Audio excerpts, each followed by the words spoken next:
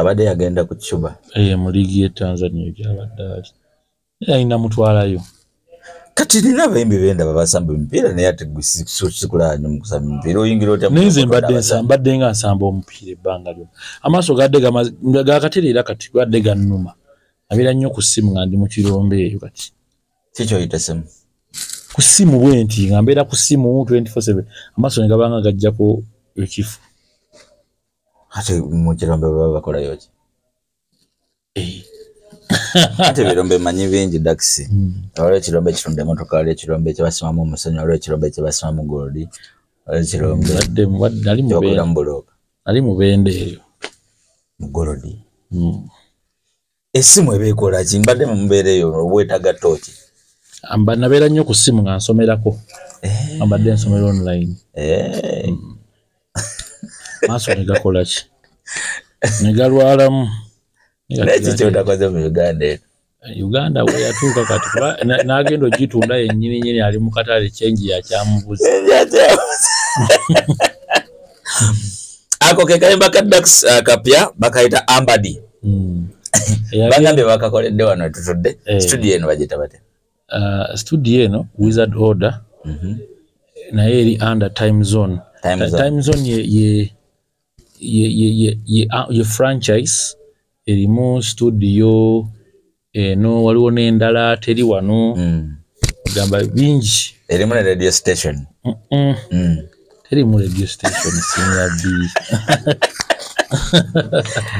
Ladies and gentlemen, abalaba DJ Senior B TV emboozi yonna gye tukuleetedde leero ndi ne Dax Cartel subscribe nga sharing weereza muno link anyumirwe byetugenda da interview obadde omanyi tuleko byetugenda okunyumyako bikwata ku Dax Cartel naye nga emboozi strictly egenda kuba ku nnyimba ze anjagala tufune experience eya studio n'ennyimba wezikoze ne wezimutambuza ne byazifunyemu so omwaka gwali mwaka 2013 wojjira 2013 2013 nali maliriza okusa 2014 waliwo akayimba kali obuyimba obukadde mbwerabidde tuli ku mukutu n'akalala akaddako eno beat ewunya nnyo beat ewunya nnyo watugwamu nga tetwetegese naye naliyo nga gyendi omanyi natandika music nga ndi mwana muto nali nsoma nsoma secondary naye olwedde nze nafuna audio nga ndi mu secondary nali mukujjukujju ekimala asomero nasomerako Masajja secondary yali zibuzibu nti yali liko abaana nga basita Masajja endeje no Masajja wano kusabala ngeri liko abaana basita wono jane mai mu mwana jane nolimba ku CD original ye nali hadde ekigoma mbo akube galuyina nyamba kuzeja manyi ekyalo kyaffe ekyo kibuddeko abayimbi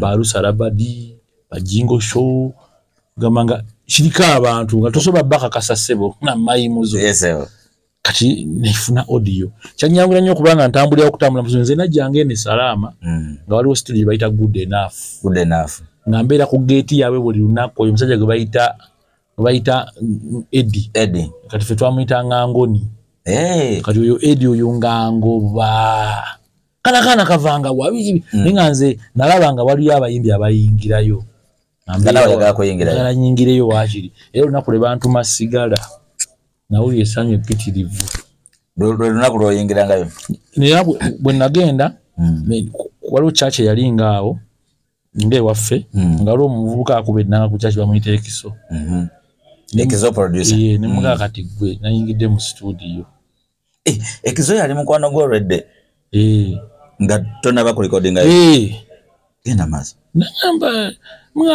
muganzi oli omwana tomumanyi kati nanga waliwo studio gye nafunye eri Namasuba ndoze bayitanga Aurelia waliwo bagiyita Big Boss nanga nimugamba wafunye studio nti nenzijawo nengera byebyo tugatta Tenga tabula bitungino tandika okugenda ku university okusoma nezira ate bwe kyayamba bwe nagenda eggaba nasomera Kampala University waliwo studio eggaba nga y'amaanyi bayitanga live wire ya zigidi wamma era kye nasooka okukola nawo kubeesembeza ne bantumatuma ku studio nenfuna access ku studio nendeeta ekiso tuli ku mukutu ne bitewunya nnyo lulwo lwasooka tuli ku mukutu olwo olukolera wa ku Josh Media kati ku Josh Media banatandikira music okurecordinga Josh Media yali eri Bukasa yali Muyenga Bukasa zesewe Muyenga nabeerayo nga enjala etuluma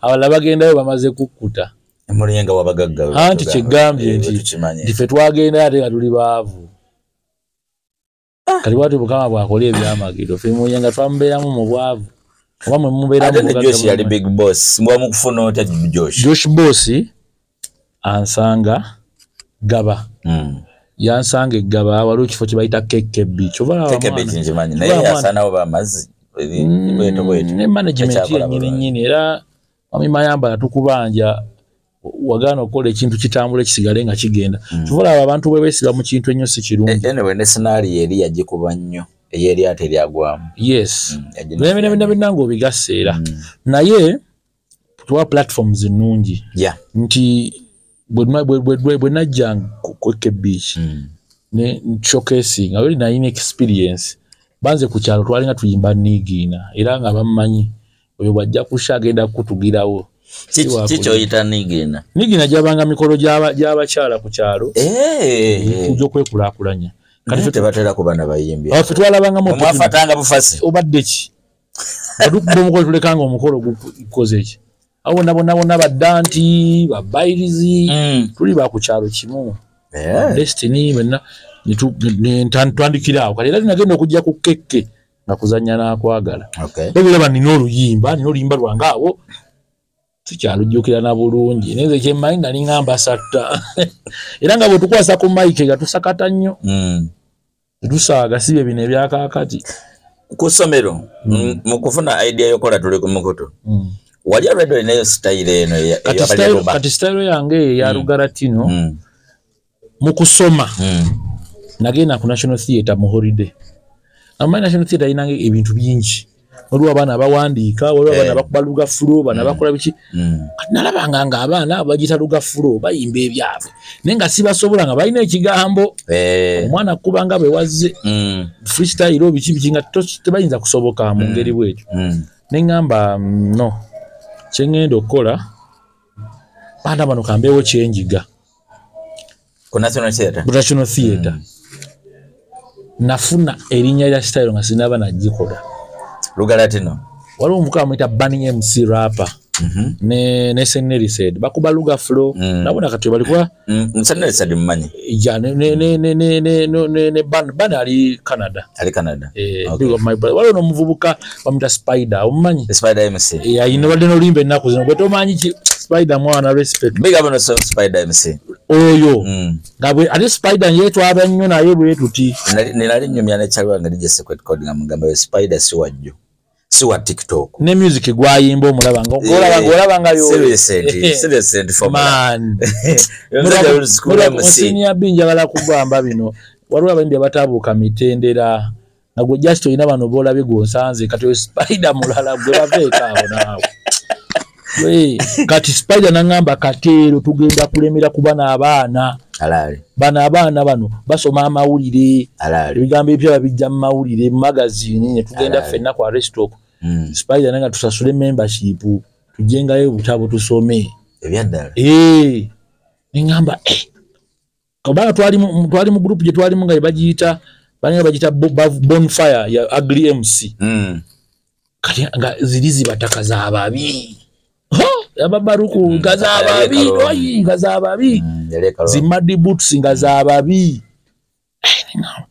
tukoze tujananga ku Friday tugenda presentinga nsabira nze Friday sajja kubana maya baga tusakata era we namuru wakenkera nga abansakase wakoze bubi nenga yo manyi tubafumbire kati okufuna inspiration y'okola style eyo Lugaratino yes waliwo music CD gye twayine waka non stop ngiriko music wa Daddy Yankee reggaeton rompe kwaliko gasolina non stop ya reggaeton kati siddeyo muzeyi wange yali agenda kutambula by then muzeyi wange yali amanyo fuluma kugwanga sebo yali agenda kutambula akololito butoto wa doni just yali mugezi ebaso okubeera mu nasa ne bagibalo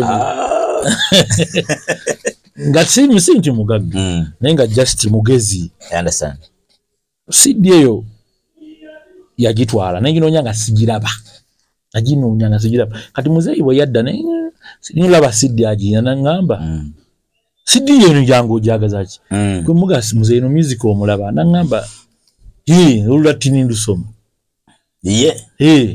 olulatini ndusoma kyanneewuunyisa nnyo nangamba olulatini alusoma sajja ono nga mufumbi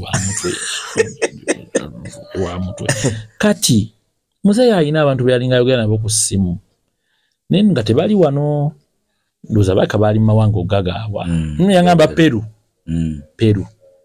ensi sigiwulira nko gye bayita Peru ebiserebe yes kati nangamba muzeyi nga yogera oluzungu lwalyo lyeri olutuufu omanyi waliwo oluzungu olutuufu neluno olwaffe olwa Uganda ngagamba sometime I'm here with my children olwo oluzungu olwaffe olukaluba nangamba talk to him ngampe simu kati yali ayogera ku simu omusajja bwambuuza how are you naye nga mpulira olulimi luseerera kati kuba esimu ya muzeyi nze kwe kusooka n'okulaba Skype bagita Skype video call yes yabanga Skype kati bwe ntambuza bwenti nafuluma ebweru ndabe kyava alengera ente what's that in the background nemugamba bagiyita ente cow ngamba cow nte kati accent ye nagigegenya nagigenya accent gyayogeramu ebigambo by'Oluganda by'obwomugambye ebyogera ngo lwa mother tongue yeri yes nti pronunciation yenga zanjawulo thank you kati mukulaba music ono omwami oyo yafuuka mukwano gwaffe fenga bwakuba saba quite in music I think Vulimba lwali lwa Clever gye lwali hitting by then bali babita Monica alimanyi Monica olida kati mukumuyimbiramu oluyimba olwo yaluyimba yate yaluyimba kino kyennyimba Monica narimanyi Monica olida kati yakaddako nakayimbanga bwe nagenda okusanga ekiso nagenda nga omusajja omanyi bwayimba wayimba mbu Monica narimanyi Monica olida ekiso kwe kuŋŋamba ate ekyo kyakabi yimba ekyo oleka kukubira n'endongo kati ekiso yankubira beat ya reggaeton n'ensooka n'enkyusa Oluganda mu accent eri waliwo oluyimba lwa Daddy Yankee baluyita La Paso te paso pa turio kati netukwata beat eyo nali nzisaba ku National Theatre najja ne bagaba Spider ngenda ku presenting oli ready ogumya kati tukwera kuba beat ki nangamba lo beat bayita incense manyi aba Jesus manyi babuki manyi banazi manyi kati tugenda okuba ne maganze beat ya injira leka tuwulire mukonze injira nenga akimanyi eri night aba hip hop bakuba rap bakuba beat ziri ezaba Jesus ezaba nazi nze nembagambe yange jajibawuliza nganze mmanyi entegese katomanyi kuteeka beat ya reggaeton mba hip hop yalinga riski ya amaanyi kituufu nate kyali kirala buli omu yasitukirawo bagenda owulya nga olulimi lubalagala agari nyoma mutwale kitoro kamwe ne bagamba ayimba ki n'abaali eri abavubuka wa babaluku badduka ne bavaayo baje balabe buno oli muki olubugo sigwe mbalida bano nalimba se saddayo okuva olwo okuyimbidde mabega nagamba ekisonze mbadde mbasanga nadde ntijayita netutandika okukola kati bwe twagende wa George Boss twafuna opportunity nga tuba ne studio time ekiro na recording anga kiro ngere emisana abalu tumanyi nti nnyimba kawona baraba baita bamanyi nti nnyimba ebyaddala bamanyi kisoka enviiri zino nagenda ne Josh Boss msaloon ng'agenda kukola nviiri ze kati waliwo omukongo omu n'ankola enviiri zino nakusama kati tuyinza kutambula na Josh Boss ng'oliwo abasinga bamanyi ndi mukongo nga ngenda ku mato ngaawo ngamanyi ono omugaka mukongo kati nabeera ku studio ngamanyi ngeri Josh Boss gyali omukongo abakongo balina element leeta bannaabwe yakuleeta yes bamanyi ndi mukongo beerawo nenjoza emmotoka zaabwe nekola biki nimbaweereza bino ate omanyi nti nnyimba nakola music almost an album nga sinaba mmuta tuli ku mukutu beat ewunya serefu saabi zonna nenzikola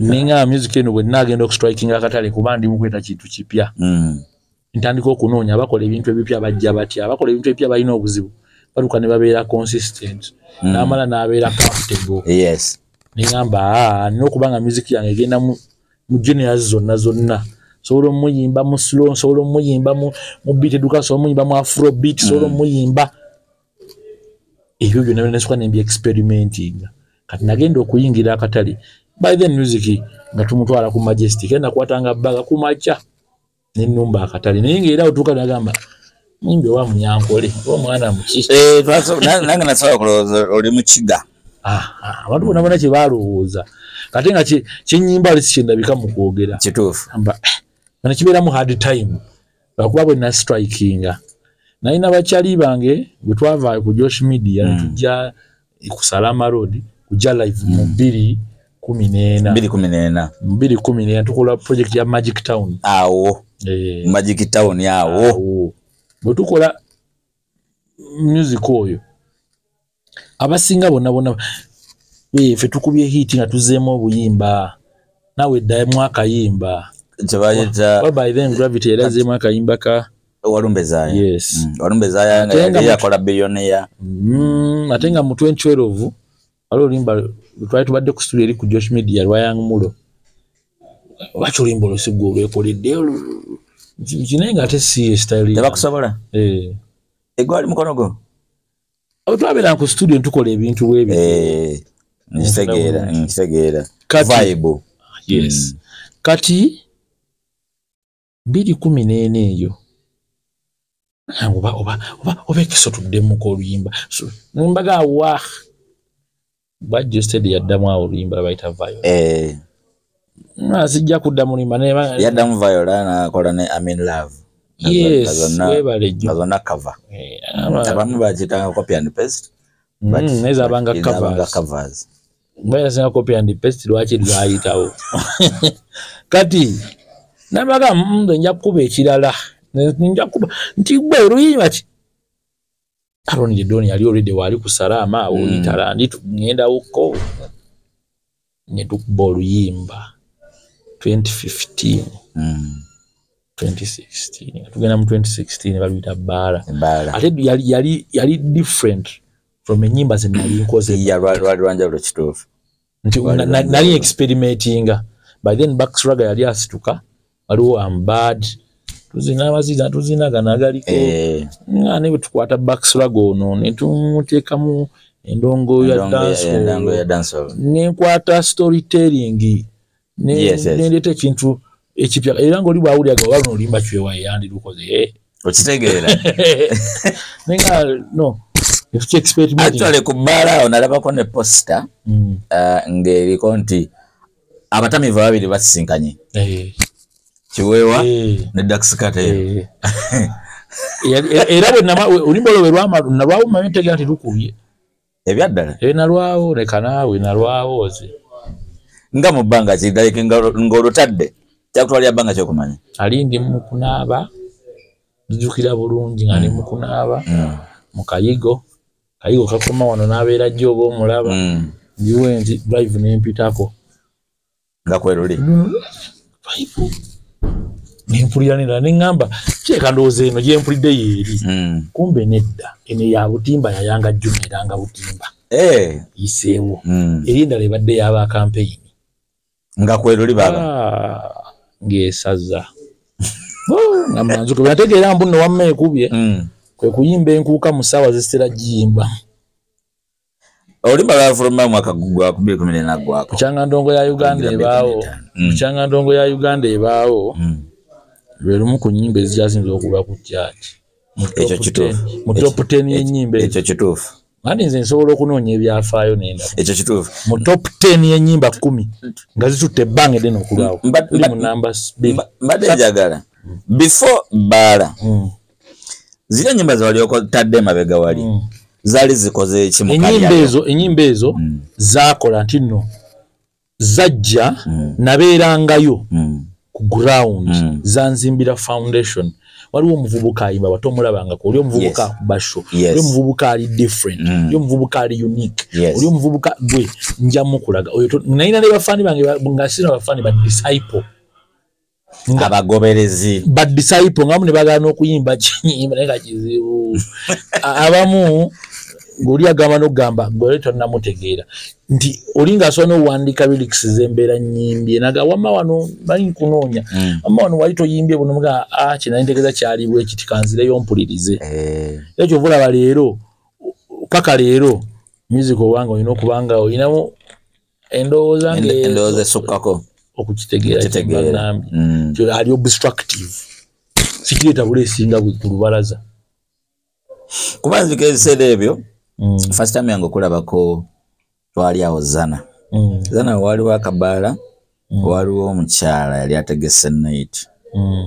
naye akabaala ako ndowooza Lwasama yakuleeta amanyi Lwasa Lwasa yambuuka kati Lwasa Jacobo James Proper abo bambuukira abasajja abo bagezi bambuuka bukyali nnyo era Lwasama ebigabo byangaso abyera bira yaŋŋamba kati gwogenda papa mind egenda kugamba ogenda papa nego toyina papa gwe gwogenda ate kuba nnyo era ŋŋamba kati abantu bagamba weetaaga concert nenze manyi gwe kyosobola okola concert yo movie soko baleke bagwe mbikoko alali kyakabi nnyo muyimbi okuba ntasibyeko bantu kintu ne bajja nga bagoberera mugoberera nice Bbaala ekuba yakutwalawa aya kati anti Bukyanga lubanga lwa mmindi Ssaabasajja Kabaka tavangako mu nkuuka leeti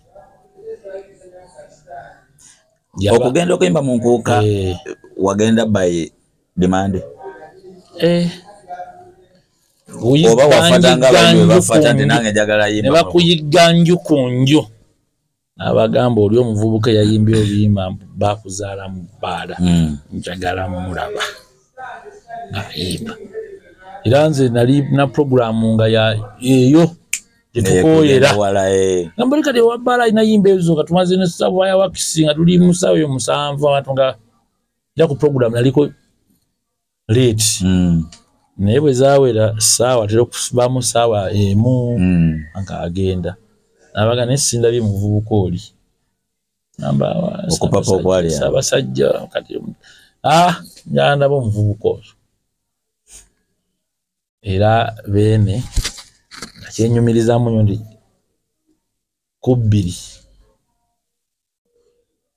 awo tutera okulabawo bandi awo era bandi n'abayimbi era Bbaala yawummuza ebbandi erindemu ebyaddala awo tutera okuba bamisa Kigozi Golden awo ebbandi erindemu Bakamiri awo babebekulu awo ebbandi erindemu ne Michael Jackson yali wakulindamu olwo Michael Jackson yali wakulindamu ku saizi yo wali badde bayimbi emisana kusanga 6 oba 7 erindemu n'enzija naye kyenyinza okugamba abaliyo mu nkuuka 2016 basobola okikubuulira Bbaala neggwa VIP n'ekala nga buli omu bwedda kyalinze kubanga era n'oluyimba lwe lwali lulanze twesange mu nkuuka moment ebaawo bwetyo so neba transformation naye buli muntu aneewunyanaga naye nga tekyakukyusa nnyo kyembadde ngenda obuuza kuba ndo nsubira nti audience y'enkuuka omuntu wamala okukulaba ng'obambuludde enkuuka emirimu gyeyongera okujja demand erinnya akabeeyi kalinnya bingi bikyuka byajewo nnyo ebbalawo yali ekututte ne weewuunya nga wali tojja tukawo kati nno waliwo omuvubuka ali Gulu bamuyita Okeng Bontown Bontown yaddamu oluyimba lwa bbala mu lulimi lwabwe oluyimba bayita Lebluwo olwatungu Lebluwo kati ne bampita ogenda ku performing epakwaki mu gundi mu paaka ngamba epakwaki ngenda yimba ki obadde banoonya muntu mulala tugenda pakwaki tomanyi kiri pakwaki koze nsede ngasede ngasede kanjika akaba kanali ne bangamba it's okay nenyambuka waggulu eyo natuka kusawa natuka musawa nga 10 ezoleggulo kati natuka bategese drive nagenda olulima background olukubanga etraka yange naye madobooze ngibijambi bimba tisibitegeera mene mamala luratungu yimba kino ngajukire musoli mirago yatuluulya tenze nimize engulu mpulya mu lugwala kati nga siwulira gamba uno yayimba oluyimba luno original uno azze Dax Katero okuwera sawa 2 nga paka bajigadde pakwaki ebyaddala ng'abantu bajjudde nnyo ku drive waliko nayitako ku drive ngenda kuwotya kati nesoka nenfunya selection gye nnina nyariyomboka kati oyo olingala abantu eyo bagala nnyo afrobeat oyo self service ngabo bengeri gye muri mukoko ko luzungu kale usanga kati banange lulimi kumbo oluyimba luli oli ya interpretinga n'abanyonyola gwe kyole imba mu kati nze ningamba omuvubuka yayimbye oluyimba luli mu muyite yasoka nagaana okujja ngate amulaba ate ne musanyukira yeewuunya mbuga tumanyi tugenda performing abameka babiri bateekayo na track nga bwenkuba bwokuba bovunu tubenga abasumba tuge tusumba ediga zino tumanyi kyali pakwa ina kati era mu twamala show muvubuka nadda naye nitukola oluyimba olulala nali wakanga nebase awadi bagireeta bagireeta namayuba ku basi best collab of Northern Music of the Year ebyaddala Okeng Bontown kati yantunda nnyo mu side eyo Albert yona nga bwetambula bweti nti bona abantu abalangi Nairotics Hamites eyo nayo era buli mwaka at least nsulayo ko oluyimba eyo nabo eyo alali creating awareness ne audience ko natuka mu audiences ze sinali sisuubira ebyaddala awo kirungi today mu construction y'oluyimba luno Bbaala kyekyakoliko mu mind kyekyakoliko lwaki walonda Bbaala omanyi okuexperimentinga kintu kikulu ate lwaki mbuze ekibuzo ekyo toli musajja munywa mwenge omanyi naye engeri gye expression y'omutamiivu n'omuyimbisa n'akayimba do you know how much you related with abatamiivu waliwo abayimba music w'embaga ne bayimba ku mikolo n'embaga omwana ayagadde munno mwagale nenga talina mukazi webale nnyo si mufumbo nanyonyola obufumbo banange omuntu bwakola bwati asaana kino kati ebiseera ebisinga n'abazanya firimu z'omukwano bano nabazuula nga tebaba mu mukwano kusukabakita ara ngojjire example ya Mayor Jacobo alina kyo ekiraba mumanyi bwawomesa mweyagala munno ng'omwagala talina yadde omuleme waka nanga ulemeisa yeyafumbye nenga wa otuulaawo waliwo kintu kyebayita character ne characterization. Omanyi research kintu kikulu. Nti mu National Theatre eyo nayigayo ebintu bingi ku bagayi bali be nakugambye. Nti bagayi bano bajjanga byagenda oyimba ne bakola bukozi anotinga wansi. Topic eno kino, topic eno kino. Nti abagayi banjigiza n'okumanya nti wali ebigambo nga 8 ebitegeze ekigambo kimu.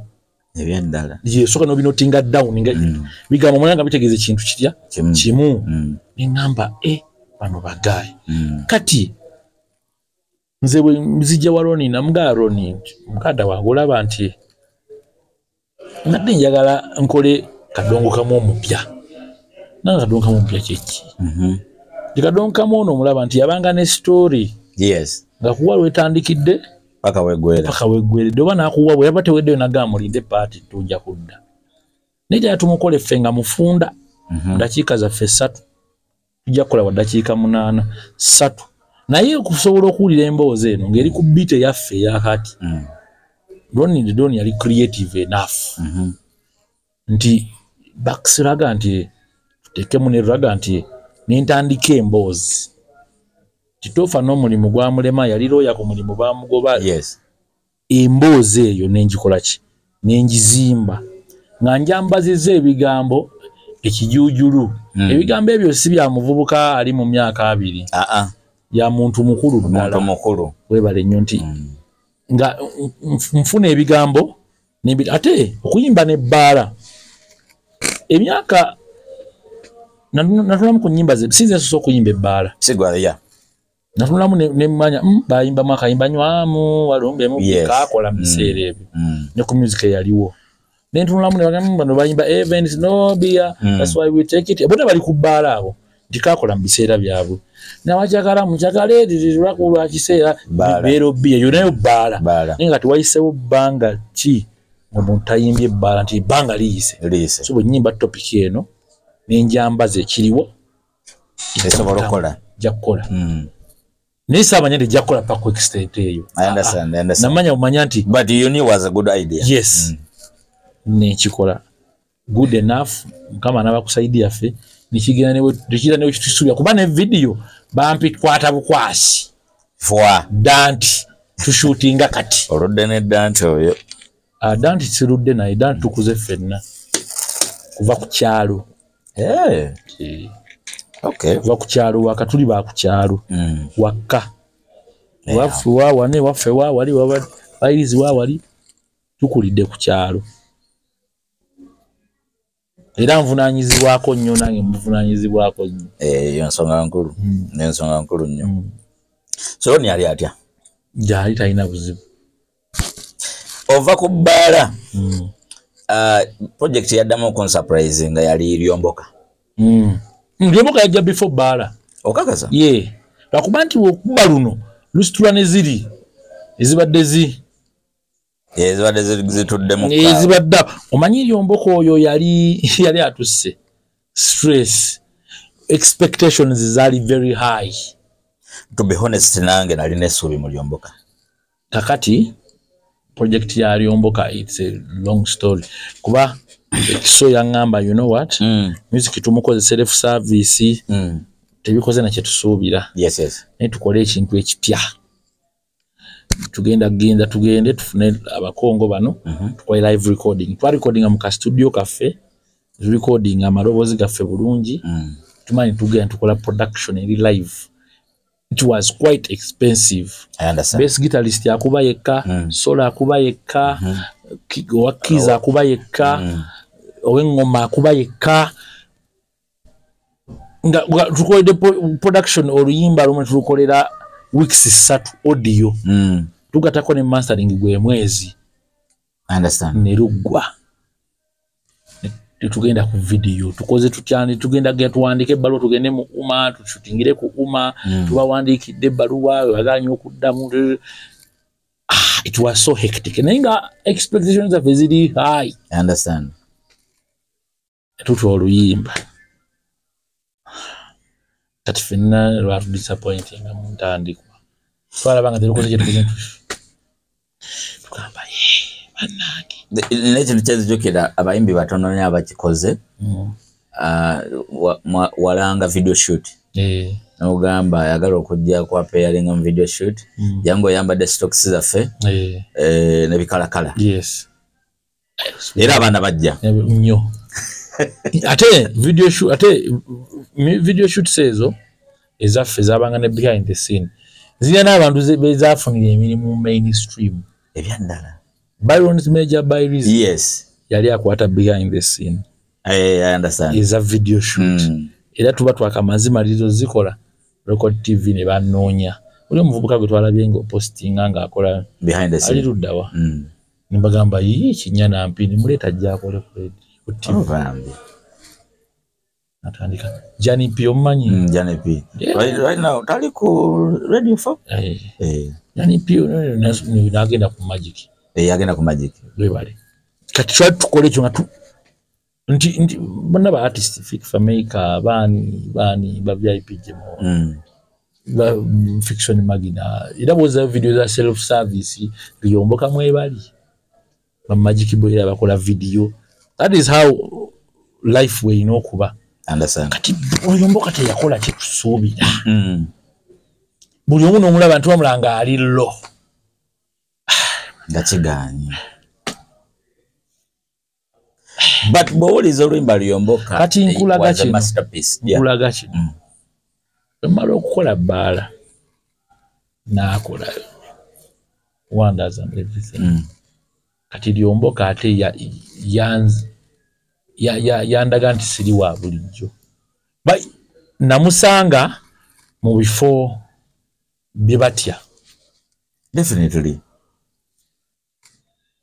omusajja omu yancontactinga nga ava Kinshasa nangamba I'm Peter Olis, I'm a producer.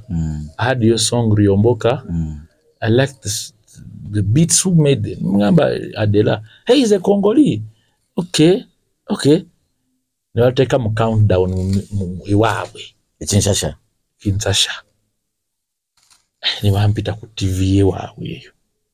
I was surprised okubanga mbadde ku show nga Kofi yabaddeko wiki ewedde bambi ninga bo bangamba ate ono muziki mupya tulya muri mu sukes tumugane nego babigamba sibimanyi muri mu sukes gabakunyonyola ekyabwe ekyewabwe ngamba tuyide muziko nga ali mu sukes ali mu element ya sebene ali mu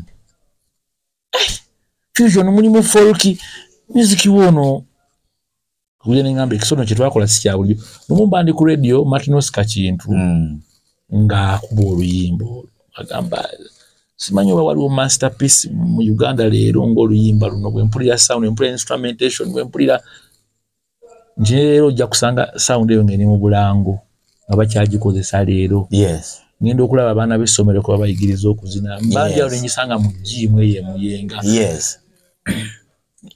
Ntaniko kutandika okulaba Lumumba ndi mu kulaba Tracy ne bakuba Liyomboka gwe saabawa ngamba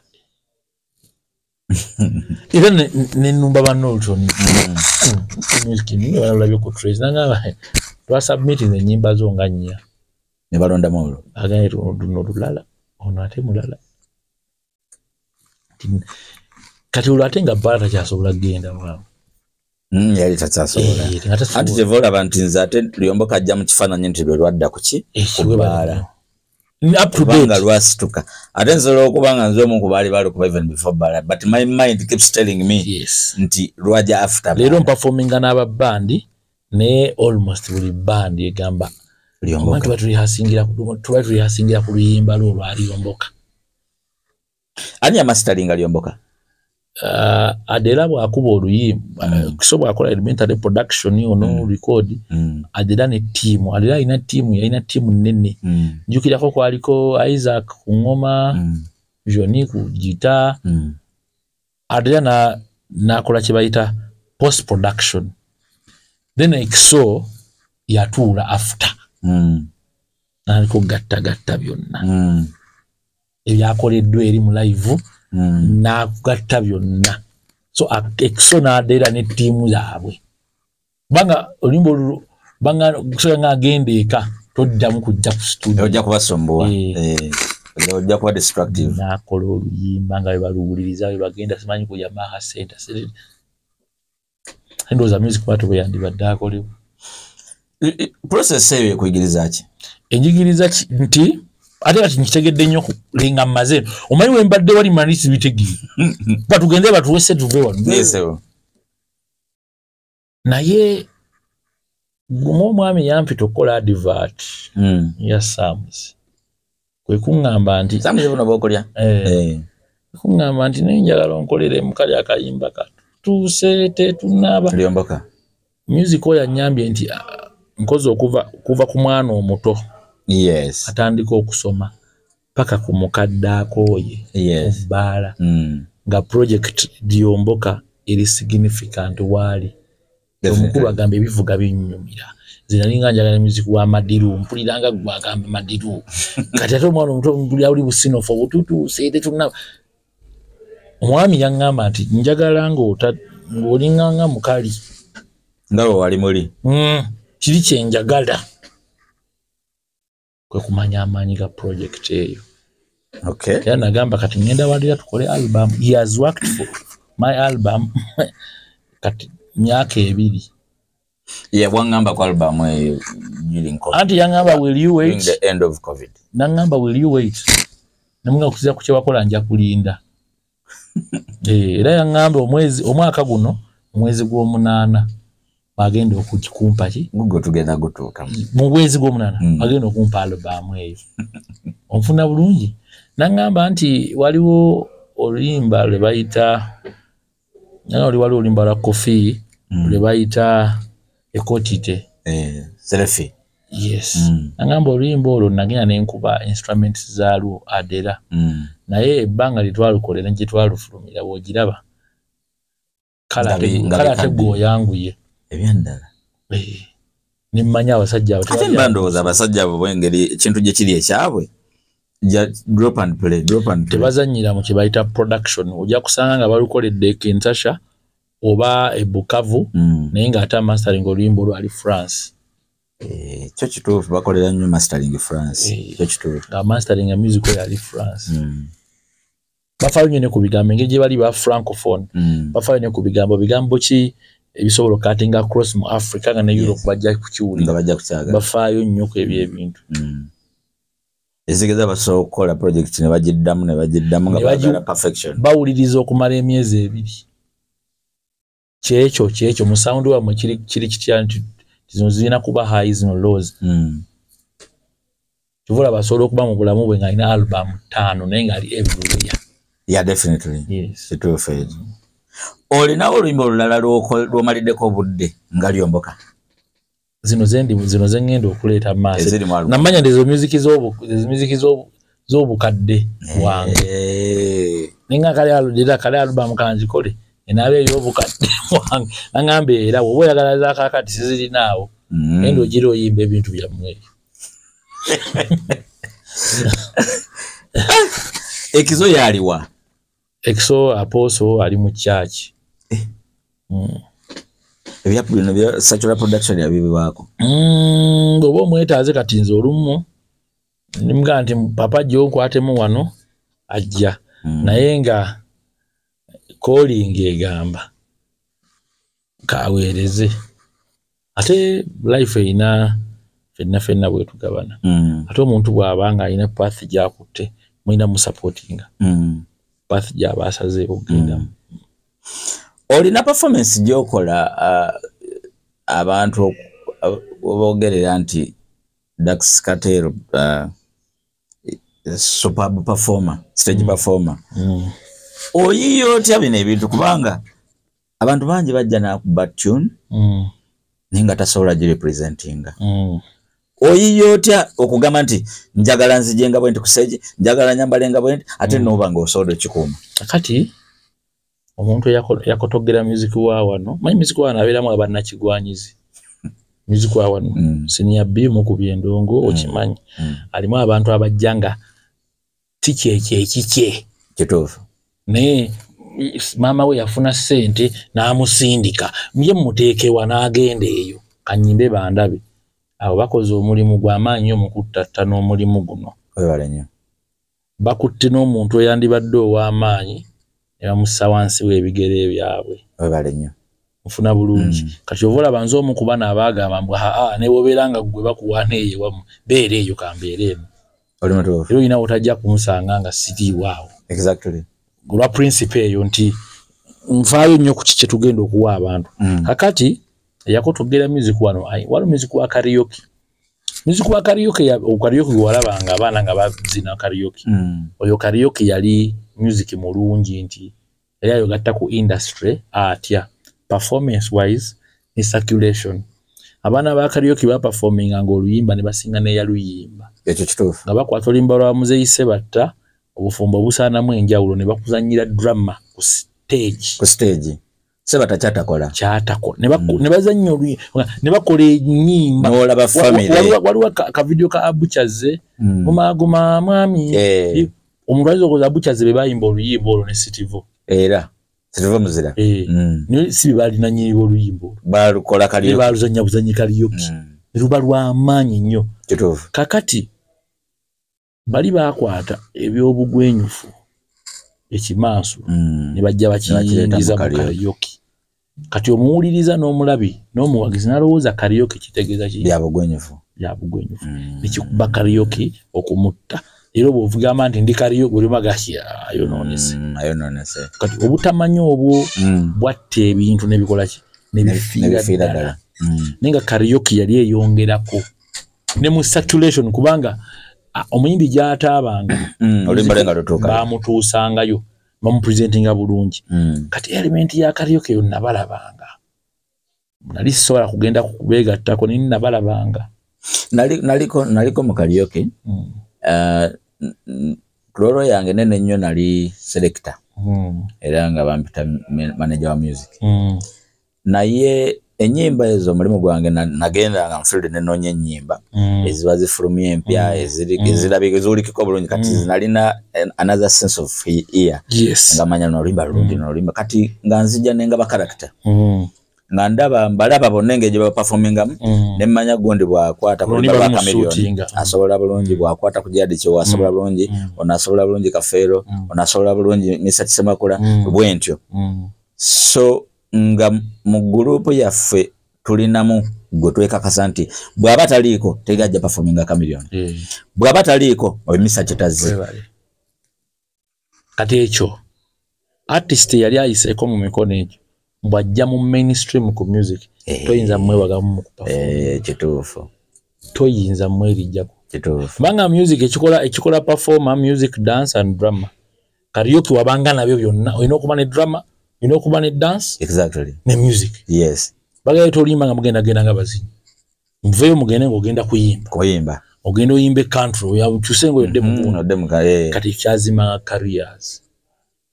Mu karaoke. Kati ate basinga babanga mu masomero. Kwaya. Kyakikwaya simanyi singe mu ssomero simanyi bali ku ddembe biki. Era nga baba bafalafala naye nga bayimba. Ng'alira dabazi. Yes, naye nga bavala omusanga ne bakisa ino gende bwebake n'avaawo. Naye karaoke eriyo ne byonna bikuwa. Karaoke yakuzimbangamu n'okuba sita. Element ya bullying bazze kikyo bagamba. Yaman. Nalabanga group zimanyi externals nga bazze naawe tulina kyo bagamba. Opposition is backstage ng'onyumya muzimanyi mwakoze gundi yamu. Kitegeera. So kati music oyo niki element ekubo ne bali ku. Yali ali zimba industry. Wane DJ o yali akola mu karaoke. Nga bw'omala okumujja n'omujjamba jakubira abantu nga bamulala. Kituufu. Kuba yali amanye exactly classics. Eziyinza okuteeka vibe mu audience. Webali. Kati yakolimira karaoke n'amuteekamu kiri. Ogwo mwatu naye nze karaoke yammansukirako. I understand. Nimanya nti artist sebo nga bwe yazze nga ave wakawe si wa presenting ku si wa presenting. Bana labako Paulo Kafeero nga atadde wano omuntu bataddewo engeri ya malalo ne wano ayimba oluyimba lw'ennaku simanyi siinawo naziddayo ebukunja nange ebbiri zange zibampadde n'enzimu ndowooza banne baafudde tatina na mmotoka. Ngendo fuluma bwenti nga ate ali mu kulinnya mmotoka. Ningamba mama omusajja ate agambe talina ssente ate agenda wa. Kwe kugamba nti no abadde aperforminga Nengamba stage performance wetu wera. Stage performance presentation ina kumandala. Ate Kafeero no yali suwa bulijjo. Waliwo clip ke twalabanga oba yali munakivubo nga yambadde Gomez. Tewali omanyi mu mupiira omusambi gwe bayita Pele. Buli kyokola baga Pele yakikola dda. Kituufu. Paulo Kafeero ebisinga yabikola. Yakole. Kubanga Paulo Kafeero yasooka okumanya nti Michael Jackson ne Kanda Bongo man bakube suti bakube enkofiira n'agiyiwako. Yagisaako. N'ekimuli kyabwe n'akiteekawo. Yeah man. N'ata kuba amazina ga Michael Jackson zina bo dance. Kati kitegeeza wali tusobola mugenyagenya kuba kadonka mu banne nti weewaawo basudde alina content na context y'ennene. Yeah. Bigambo bye bingi birungi binene byanjawulo naye presentation yabyo teyalinga entertaining. Yes, katika Kafeero yali complete. I understand. So abantu abasinga abeera mulimu nga tagumanyi. Nawulidde mukazini wange ayimba ne tujja abasenya bine bakuba endongo ye nagguka star muyimbi mubuuze nga mufukamidde. Waliwo abatatu tujja kubuuza tumanyisebo. Nina za bayimbi abanyigirako. Alufata Muzo yali ku Galaxy. Yali akyali Jinja. Gabeera ngamba lwaki tozanya muyimbi ono. Kati nakimugaye emirundi ng'esatu ku bayimbi ab'enjawulo. Namugamba muyimbi oyo ayinza okuba mumuwulira naye wange abadde tannatuuka. Nyonze kuginya bayimbi. Ntya nnyo kuba oluyimba olw'okuba ono kyali wange. It must have that element y'enjawulo nti it's a song. Kati ndoza yawuliranga bwene olwaliro ndoza naye akiraba Alpha Times oyo. Engeri yali mulimu. Abo Alpha. Omanyi nagendako okwo ku gundi ku ensambya ku sharing. Nesanga nga bayimbi batwalangawo ennyimba zaabwe abaana bazizine. Bazina amazina. Bazineko dances. Creativities. Kati natunye oluyimba lwange ndututteyo.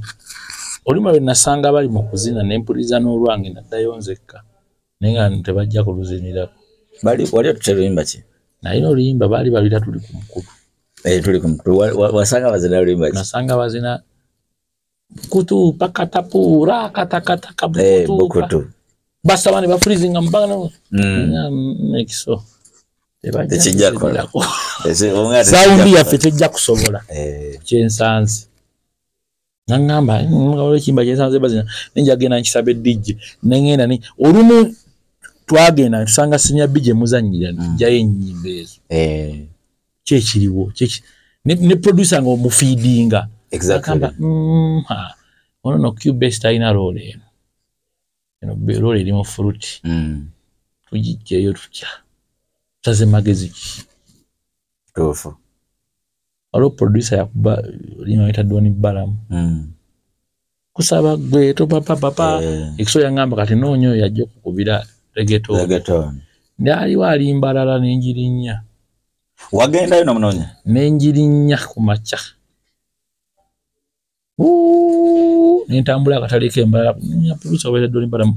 Atogamba timanya nonya Tony Balamu ne munonya olweggulo nengenda ku TV West. Doni Balamu nti wetaboti nentuukayo. Producer Doni Balamu yawulira kyennyimba yagamba kati bampa beat ku kyennyimba. Reggaeton wemba mugusizza nanga akanzigi teyadde. Ebyaddala. Yetajjukira. Yakuleka mu studio oba yakuleka awo ng'otudde? Amanjagala beat bweti. Mpulira okubba reggaeton. Abamanyi nze vugo tukutukutu. No. Kati nga bwenteeka mu Ndaddi yanke eri abampuliza. Kasita yawulira nga namanya leero wano bwenjigattaku wano we battu so si 11. Nakomawo nga migere binyogo ya Exo sajjaganye ebintu biyige. Exo yali wachachitu. Yali wachachi yali akuba ndibi. Yana ne mukyala wawa yimbala ndibi. Kati nangamba nimuga Exo ebintu biyige. Musajja. Tekiso kati mpaamu omwezi. Naye mu wiiki emu yali amaze obbiika. Baraka papa. Netusimbula. Wale waddeka onowulira nga somehow somewhere oyagala kukyusa Lugalatino style eyo ng'erina weekumenyera. Lwakuba problem gyenfuna eba nti mba n'ebintu bingi ngamba kati ngenda bifeedinga ntya abantu kuba Lugalatino waliwo oli amunyumirwa nga nnyimba buyimbi waliwo kalima kanayimba bakayita jealous. Nasanganga nnyo buli muyimbi baani ngamba ze zonna ziyimbye naye kali ate nga music oyo siyo naakola ssente mu sipiidi ekituufu mu sipiidi ekituufu nfuna bulungi kaali kawombeefu nnyo nsanga obuzimu nti osobola omukola nga eyo kategori ogiina waliwo olyagala nze njagala ng'oyimbira te ku zino indigenous beats nga Namboozo Kadodi simpa obudodi mpe engoma eŋŋanda nkuwulira ng'oyimba engoma eŋŋanda nyimba z'abalongo simanyirere kati ng'eriyo abo kati weesanga nga vacuum ntono ninga production nene nga bingi olumu nengetingamu confuse ng'abantu eterunoba.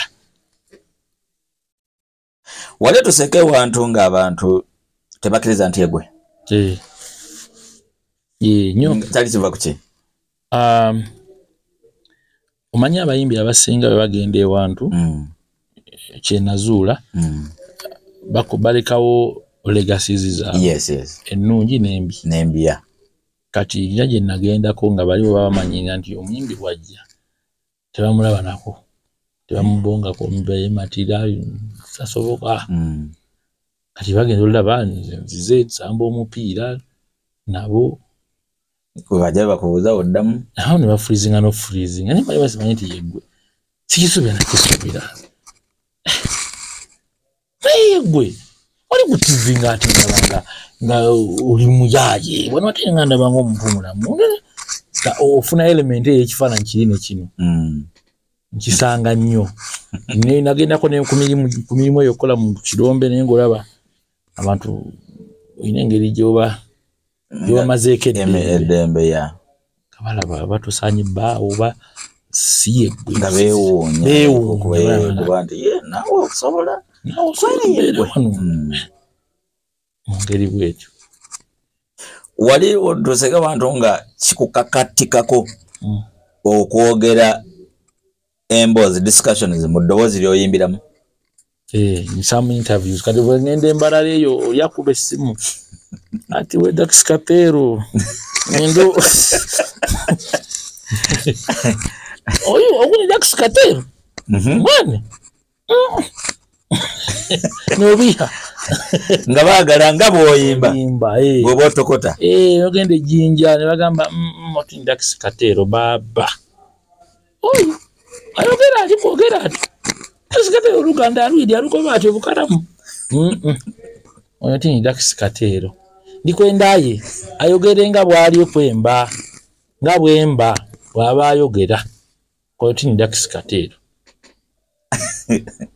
Manya abembe bafaanagana wano batulimba saha baleta saha wekiwanini Dax Kapero ono wakyo ndikwendaye ayogere nga bw'ayemba nakikwetaagisa ssebo. Waliwo baddekawo like ng'omuntu agenda kutegeka n'akubuuza ku shot wandiikeko ki shot giyite tutya taito ayo ekirigira nti abawulu mu bbaala bali bakubuuza nnyo ate nali nakuba gundi eyo kubiŋŋamba ono akuba bbaana Eva Boss kali guno leero tukole mutwe eki abawulu mu bbaala oba omupangisa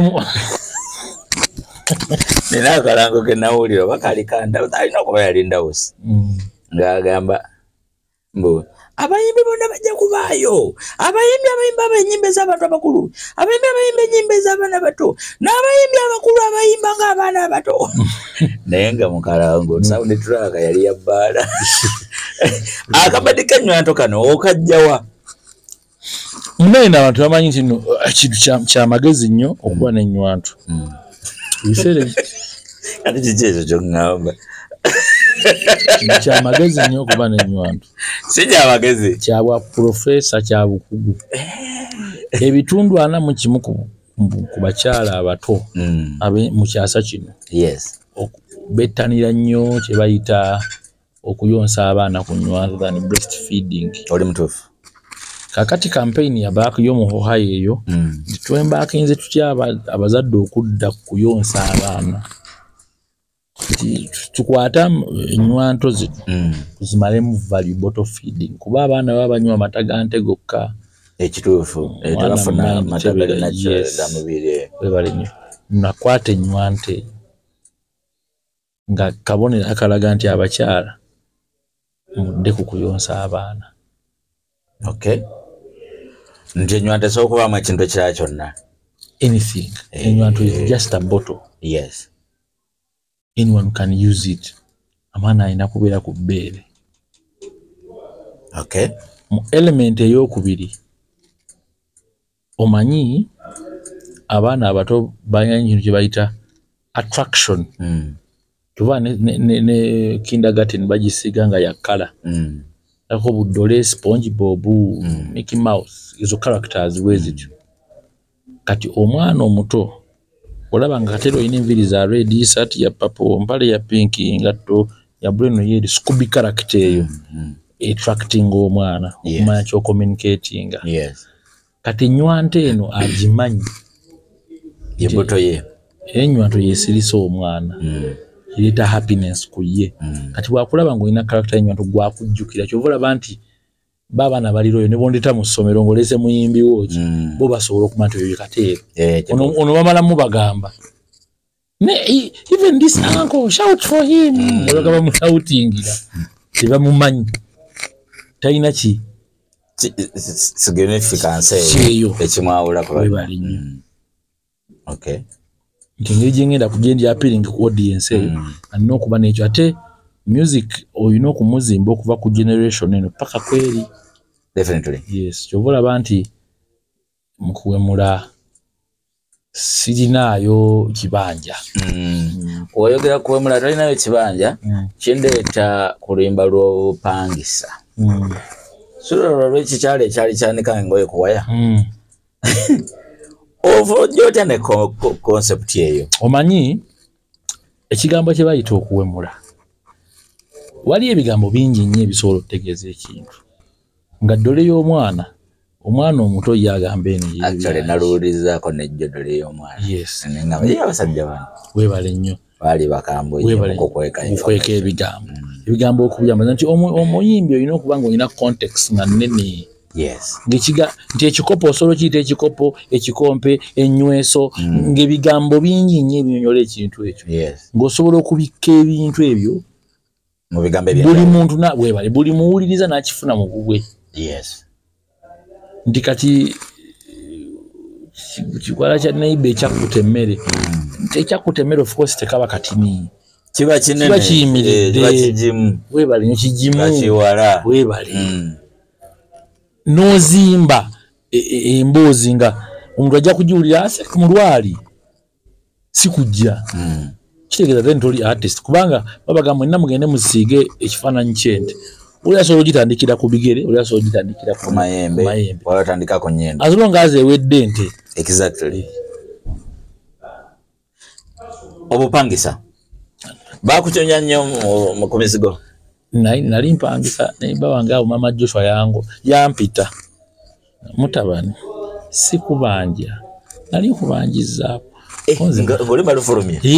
Mama bwalabe balina olugezigezi baamuyita. Mwalabe yali yanga mwalabe yali yontinda. Namukuya namugamba mama. Laba omuyimbi oyo Dax Katero. Okimanyi yakuyimbye mu luyima nze nabagamba. Temwesembeza bayimbi. Yakuyimbye. Nalumuwuliriza mama Joshua yampita bunyina nga nali nkubanjizaawa. Nali nkubanjizaawa mutabani. Ne mugamba mama saakuyimbidde luyimba. Nayimbidde bantu Jaliya yaŋŋambye. Mama Jaliya ye. Yabinterpretinze bubwe. Mutabani. Kasita sikubanja omwezi ogujja genda. Ebya serious. Genda. Tujja kutandika ate kuyimba n'ebirala ngenda.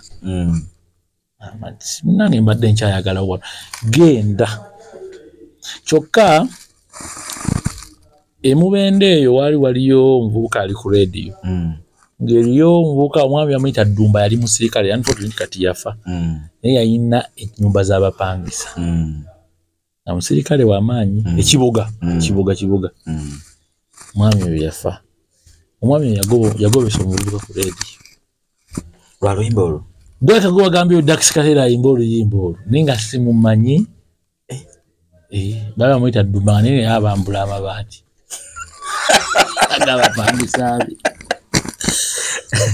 ozimanyi nange bamambulako ebbaati byennyimba nze mbijja mbyendaba omwami twamuyinanga yo bamuyita mwami Kalyango masajje taka nabapangisa zikubuze dala ngaliva wali baba oyozabuza mbotambudde nkubanga ejja ojja luwangula ajja mu luji ate oyo yali akaluba yali akaluba ngajja mu luji nyamba alinze byennyimba munaye mbijja mbyendaba oyo okuba musege njala tugende fasta udde gwaye okuba musege wavako ki omanyi abantu bajajinga abantu akode ku ngeri gye babalabamu omuntu oyo kalina enviiri emyufu alabika temagezi temuube omuntu oyo kalina gundi kati nze ne mukyala wange abantu bayogeranga ebintu bingi eyo onakola bati tebasobola kubabona zaida bange olone ali nzizula nga sinze nzekka esanze ng'ali mu sinaariyo mugenda nakulabanga n'omukyala wali ogenda mwanju munaye famire yamunemesa bagamba simanyi ndi bwenti nange nenako famire gwe yanemesa famire yaabwe bagamba nti timuyaye nemanya nno eno ekintu sinaariyo eno kezza emirundi bwegiti yeetaaga okubaawo kyenkola ki kyenteekawo bwekirira nafuna inbox mpizi webali bannange waliyose ze sikyakaaya nanteekako kateeke sikyakaaya nanteekako kateeke ngateerako maama ngateerako senga ngateerako ennyimba zino baba bagamba nti abayimbi muyimbe ku nnyimba ezirimu amakulu olowooza ezo zirina impact gye zikoze mu bulamu bw'abantu agati nze anaamanya amakulu kiba nakugenda nti omuntu okumanya kyenkola alina kubanga nze sikuwa kiri ku sowaani kiri obvious nti obstructing nyimba obstructive abalungi abatula music wange ali comic abeera aseka abeera asesa naye nga obubaka mbutadde wansi mu kunyumirwa kuba mbeera mu infotainment edutainment bibeera biri byonna wamu kitegeeza mbireeta nga bit eyinza oba yekunyumira naye nga obubaka obulimu ng'ate in the comic way kuba siri direct siri wa pinpoint sisonga lugalo nti kino nkusobola ocreatinga satire mu literature bakiyita satire sobola ocreatinga abasajja bacreatinga satires nga zeewuunyisa kati nga baasi eduniya n'akwata ensi n'agiwumba wuma n'agiteeka mu baasi awulidde n'awulira baasi naye nga amakulu gali muli so nze nkizimbamu ng'ate bwe tuli mu kunyumirwa mu lwali ekibeera nga kiri omwo kati kitegeeza nti music ono abamu bajja mutegeera oba oluusi nga nvuddewo bagamba nti omusajja yalina kyeyalinganga agamba noono baga nti abawulu abafumbo bali mbutimba eyo nga nkoko kubanga obupangiza sinze nasooka obuyimba balagadde bali babuyimba balagadde yayimba nkoyo obupangiza ko balandira oli amatiya kakumezi yayimba ennyimba mwenduzula azitulaganya naye nga banyini zo zibaweereza kati kugamba ndi eyo ngwa eyo ndi research sijja buzimu bbanga waliwo story endala gye nandyagadde abantu bategeereko yava mu luyimba olwa self service I think self service abawala ne bajja beegatta ne bakuba oluyimba lwe bayita otubaatisa abawala abo otubaatisa I think oba yali awo yali tannaba wali okubya ebbaala mu bbaala erinnya eryali zisigaddeyo waliteeka mu bbaala ne bawera bawala babiri ekibuuzo kiri nti abagoberera ennyima za dakisi bantu benjogerako mu bategedde saanyo kozesa mannya g'abantu nga totidde mukyalawo ng'oyamba balabi bano walya tewalya kati olaba babuuze ow'amabaati nti mwagafuna asigala gageereeta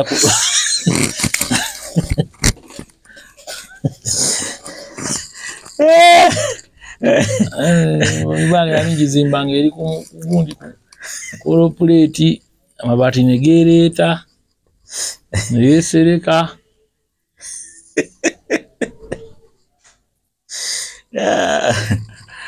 kabagezi wokka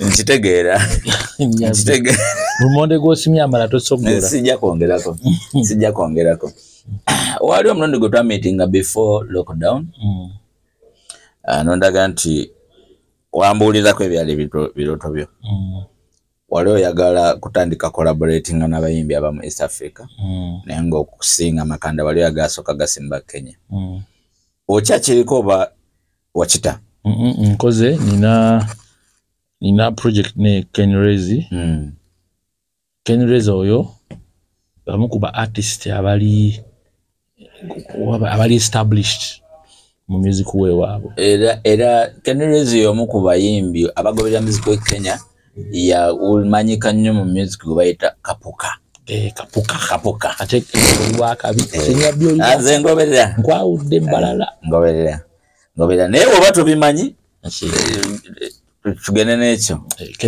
Kenrezi oyo tulina projects nga nnya we got an idea of working with another kuba ina record label ye kuluba achali mu Gwandipa yavaayo cause Grandi ya mzee bayabaki you're getting a disappointed manyi yafuna nga yayina bright yayina idea singo kubenene naye nga bomanyi nti olumu abaana bakustuka n'ogamba kambaleke abaana bano badutra batuka ne bamusumbuwa ate omanyi omuntu omugezi nsereze nga mutandisi akivaako mangu nagamfa agezaako n'okuleeta DNA bonna bomanyi bangi kuba eyo Domino Records yali atunuulidde nnyo kulaba ngakwata muziku wa Kenya yenna abeere nga ali mugundi yemu nga sente bazifuna lumu ne ba buli omu n'afuna ng'ekiri Nigeria badonjazi kye bakola yali abenchmarking abo naye bano bamusumbuwamu balina engeri gye bakola ki bamusumbuwamu so a lot of projects zigenda kujja ne wane waka wenyini mu national nagamba sinya bingi natandikira ku national nsobola okugenda eri koze ne ba artist okuva Hoima waliwo muvubuka bali photo portrait yo amita MacV in fact aina ne concert ye yo limbo bagita omusajja tayangwa nina n'omulala era mamita doti beyo naye bakola bulungi nabo banyamba mu market nti totuula kati ate ne jinje eyo East ninayo ba Mr. Hoyi ba Kimunana Kimunana mmanyi tukoze projects kati ne mu North eyo gye bali abayimbi abapya ate nga bakola bulungi nnyo ne mu West kirungi katero zeno uliwe community ngamaja atonyimye ebintu bingi bakuba obudde bwa online buba butini ate naawe nyine ng'omuntu naye mbeerawo time mara nekendeeramu omukyala ali atya ali bulungi kyala gyali awulira bulungi ssanyu ebintu biteredde awulira ebitya biteredde mawulire gali gadduka speed mwayawukana mwakola biki mulika bwanango kibiki ntumanya amawulire ate gennyini gatugamba ati ati buli kimu kiri mu nteeko nalabako ku mawulire adakisikateero ali eyo stress zimukuba yenna mutono naye ate ngenda okulabika nga ndi ku lusozi nzituka kusalawo iti Namo mwana wa mawulire gano. Kala mawulire gaba matuufu nga tegali kuggwe. Kituufu. Niwe gama lokuta ko bagamba nti ulomanya nti wama bulijjo bamanyi n'okukola ebyabwe. Kituufu. Ekituufu kiri nti tujja kufunanga Dax Cartel ono. Sina buzibu. Anytime. Senior Bio oli musajja wakabi. Abaana nga balungi abatulaba. Senior Bio ono industry embanja kitono kati. Naye mubanja. Kuba Senior Bio balina ekintu kye bakola. In fact bano bandibadde advocating ku copyright. Balina okukulemberamu. Mono Senior Bio bamanyi ne measures entuufu eza piracy wa music. Kuba Senior Bio bamanyi music avaayo ati eno okujja mu mainstream. Tulina mu stoppinga tutya okubeera nga bamupirating. Bano ba Senior Bio bano. Naye lwakuba muyita bwe mutuuka mu bukiiko muyita bantu ate balala. Balina bye bayita bye bamanyi. Abalina okukola kweza ensi. Ekitali kituufu. Ekitali kituufu. Abalina okukola kweza. Oli mu federation? Lwaki? Nyinza okuba nga ndi over qualified oba nga ndi under qualified to be. Ebeera serious. Ebeera serious. Sirimu. Bayira buli muyimbi. Kalangu wakalabawo. Omanyi woota webene esalako amazzi eranga ku mikutu gyonna. Okutandika ennaku z'omwezi 17 ogw'omunaana tugenda kufunamu okutatagizibwa mu nteekateeka zaffe. Amasannyalaze tegagenda kubaako. Wakalabawa nga tukowoola buli ssekinnoomu leerere olukiiko luli kuna. Omanyi Senior Bio olukiiko lw'olumbe olw'okuwaabya olumbe lwa kitaawo. Ekifo kye baluyiseemu kimatalinga nnyo. Bayitanga olumbe lwa taatawo mu bbaala manya famire yammwe naatera okugwa. Naye ate era nze awo mba nalwana nnyo olukiiko lweva mu bbaala. Kyegamba olukiiko lw'Endongo National Theatre Ngazi wajja lutuula awo. Oba ya bbeeyi. Tebapangisaawo okolerawo enkiiko. Wandi ekyo kigambye nti bw'olabanga kati National Theatre edduka etya okupangisa olukiiko lw'abayimbi. Nga y'abayimbi. Y'abaki? Bannabitone. Bye bagenda oteesa bigenda kukwata kuki? Ku Bannayuganda bannabitone. Palamenti basasuza ababaka okutuulawo mu lukiiko. Lwaga olukiiko lw'abayimbi batwale ku palamenti mu luggya. Yagenda okutunda eggwanga lino. Ali mu katale kyenji yakyabuze. Obeerawo nawe notataganyizibwa ne trendi. Tataganyizibwa na trendi olw'ensonga mmanyi nti ebintu biba birina okukyuka. Olwo bayita transition like it or not. Kijja kujja. Togenda kuyimba bbanga lyonna. Togenda kulembera association. Togenda kulembera tiimu. Togenda kulembera gwanga. Togenda kulembera ebbanga lyonna. Nkitegeera. Mwana gwe wakiri ojja kukisa omukono. Ojja kufwa. Ojja kuvaawo. Teri kigenda kubeerawo bbanga lyonna. Kati ky'obuukiro okimanyi nti ebintu birina okukyuka, walina okubaawo transitions. Buli kintu kyonna. So bw'obeera okimanyi ebintu ebisinga tebitwala byekanga. Abaana bangi bakyajja. Nnyo.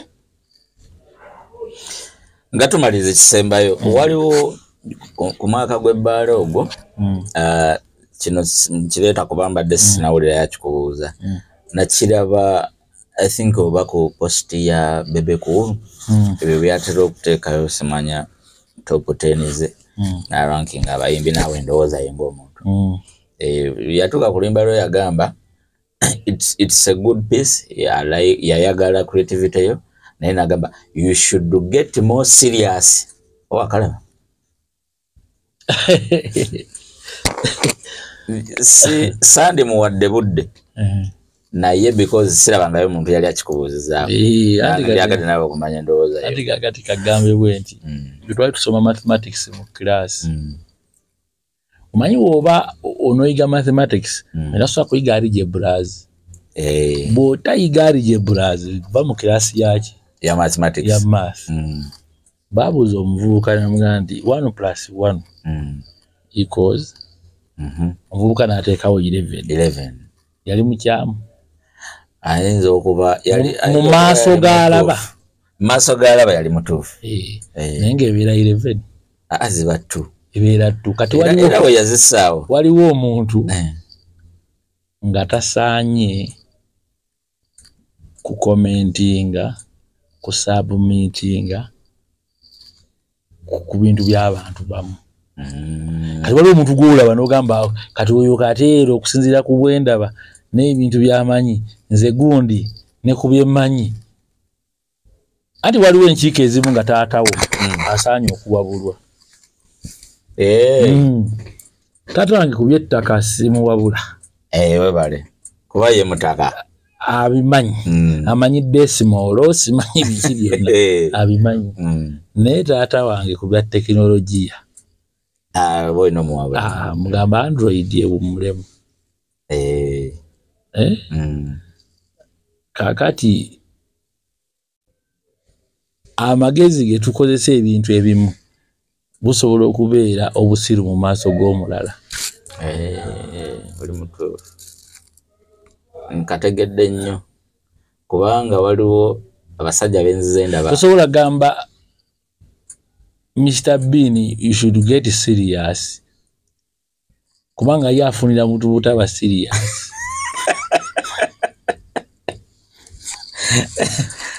kitegeeza gwoba ofuuse gwata atali serious tobeera serious yadde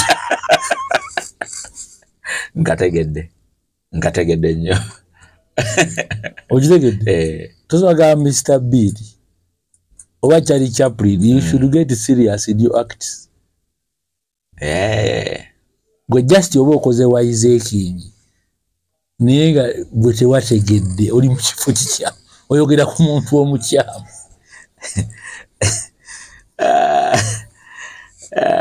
olina koyogedde n'ogaa nti nga tutandika nti otunda abazanyi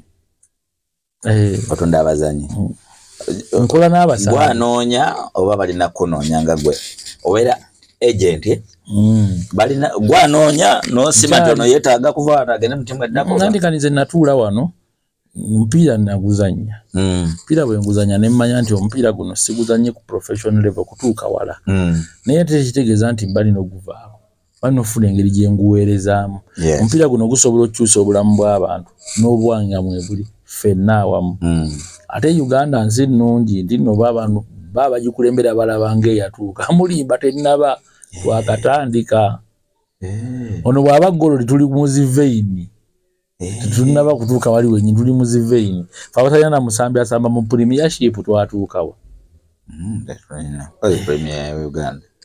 premiership ey'Ebungereza tetulina tuba twatuukawa nengamba ffe katutandika okusoma nga bwe tukola kati noonya emirimu eri baganda bange tunoonya emirimu tukole obulamu bwaffe bukyuke tubwekyusize tetujja kulinda ava eri gy'ava ajatukyusize kale abatulaba tetujja kusukawaawo abadde Dax Katero mu Yeruba nga tuli wano owangambi bayita batya abagita wizard order tujja kuba tumufunanga emirundi mingi nnyo kuba byalina otunyonyola bingi nnyo time zone wizard order tuli Makindye wano Salama Road nakutotaala kale mwebale nnyo musubscribing likinga commentinga kyonna kyoteesa oba kyowabula endowooza ejja kuba etwalibwa ono esinia bimu munoonyeeka alina ebintu bingi nnyo ono gwolaba ono yebuzaabuza bwebuzaabuza biyitirivu abantu abaana b'omu diaspora njagala bagamba gye bali tebalaba ku Lembo bali tebamugamba Lembo eyo gye bayitaayita tebalaba ku Lembo alaba bali mu America kale eyo wa Lembo ne bajja ne firimu n'azizannyira wano kuba nena aba Vietnam nga gye bali bangi